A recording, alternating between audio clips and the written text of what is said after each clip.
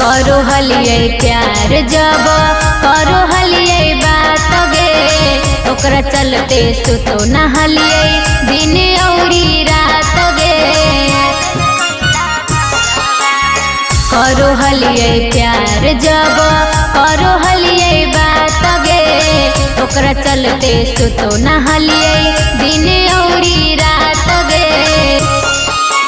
Time pass हो जा मिले जब कोई घरवा टाइम पास हो जा मिले जब कोई घरवा दिन कैसे कटेगी सखी छोड़ दल कैला भरावा दिन कैसे कटेगी सखी छोड़ दल कैला भरावा।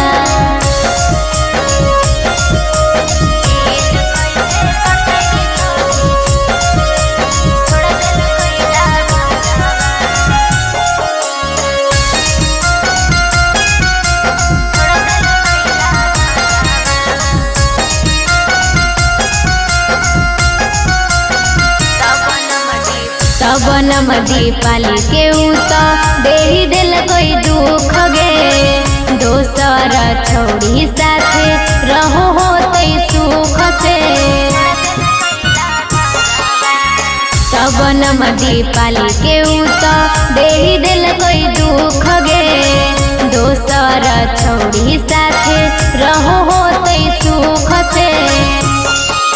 गई है बात सोची दिल में उठो हैला हरावा ये बात सोची दिल में उठो हैला हरावा दिन कैसे कटे गे सखी छोड़ दिल कैला भरावा दिन कैसे कटे गे सखी